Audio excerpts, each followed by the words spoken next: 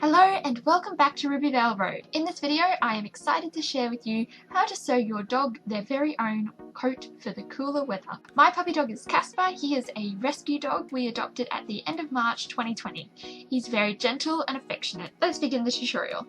So to make a coat we will need some Velcro.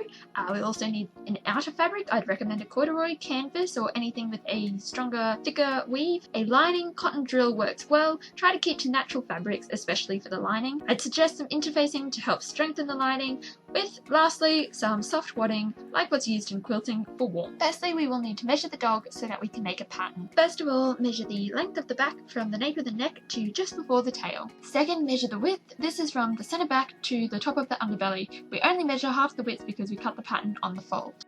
Thirdly, we measure under the belly, all the way under from one side of the belly around to the other. Fourthly, we measure from the nape of the neck down to about halfway of the chest. And fifth and last, we measure across the chest. Isn't he just the best dogger? And this is my funny little diagram, which is going to help us so that we can transfer those measurements to making the pattern. Number 1, the length. Number 2, the width. Number 4, the neck to chest. Number 5, the chest. This measurement will need to be halved and then add 3 to 4 centimeters or 1 to 1.5 inches so that there is overlap for the straps. And then coming to measurement number 3, with the length of the underbelly strap, again halved and then add another 3 to 4 centimeters to the length. And measurement X will just depend on your dog. I went with about 10 centimeters wide for this chest and belly strap. So having all that worked out, we can draft the big pattern. Use a ruler to rule out your measurements onto the paper. Then we need to shape the pattern. So curve out the neckline along the front straps and at the back. You can make it as curved as you like. Just use dotted lines to help you sketch. Just make sure that the line that goes around the neck, that it curves and then goes straight up. And same for the back, that it curves and goes straight up. Then we need to add our seam allowance all the way around. So I always add 1.5 centimeters.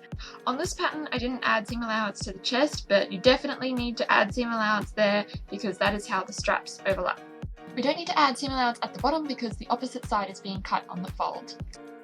And good idea to mark cut on fold so that we don't forget which side we need to cut on the fold. Then cut out the underbelly strap pattern. Remember to add seam allowance all the way around that as well. And we have our pattern pieces. Now to cut out our pieces. Fold your fabric to the width to fit the pattern. Then pin your pattern in place, lining up your pattern piece on the fold, and remember to not cut on the fold, but cut around the other edges. And for the underbelly strap, you will need to cut 2 separate pieces, so don't cut these on the fold, just cut all the way around through the 2 layers. Do the same for your outer fabric, interfacing and wadding, and you can see there are quite a few pieces to cut out.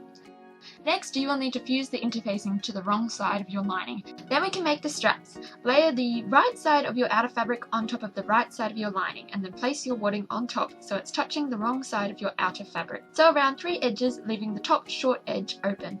Remember to press all your seams as you go. Cut out a small square from each corner. Turn out the right way and ta-da! Next, add the Velcro.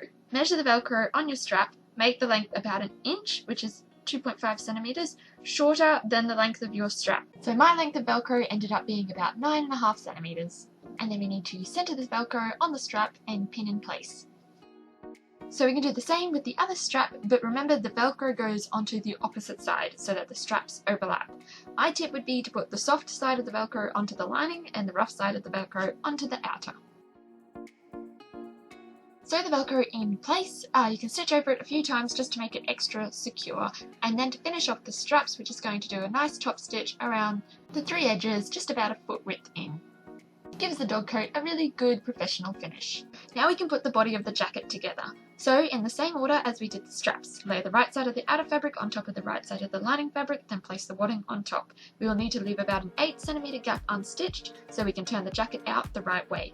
Now I'm sorry, when I made the jacket I completely forgot to sew in the straps, so I had to unpick to sew them in. So you'll see the jacket just at a little bit of a different stage to where it should be at this point. And I'd also recommend trying the jacket on your dog so you can see exactly where to position the straps. But if you can't do that, then just find the middle by folding the jacket in half. Put a pin in the middle of the strap and then a pin at the middle point of the jacket so you can align the pins and pin evenly in place. And another really important part is that the outer of the strap faces down onto the outer of the jacket so that the lining of the strap is touching the lining of the jacket. So then when we turn it out, they're facing the right way. Give a little massage to move the straps. Make sure they're sitting straight and lined up with each other. So with everything pinned in place, sew around, remembering to leave the gap open. And you can see here that I've pinned the middle, not to stitch there obviously, just to keep all of the layers in place. And before we can turn it out the right way, we just need to cut and snip the curves so that they will sit nice and flat. Little snips along the neckline, and then over the curved straps, just trim the seam down by 1/2 centimeter and then do the little triangle notches to help it all sit nice and flat.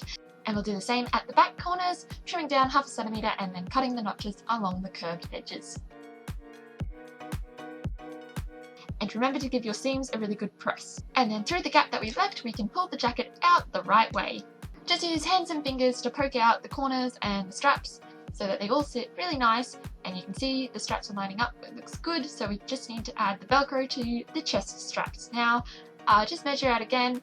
If you want to try it on the dog, it probably helps just to see where they need to overlap.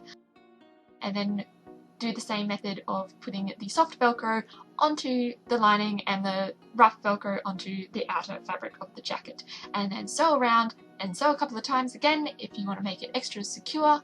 Then to finish the jacket, we just need to sew up the gap that we left, but we're going to do that all with a top stitch all the way around the jacket. Again, it gives a really nice professional finish. So just stitch about 1 foot width in all the way around.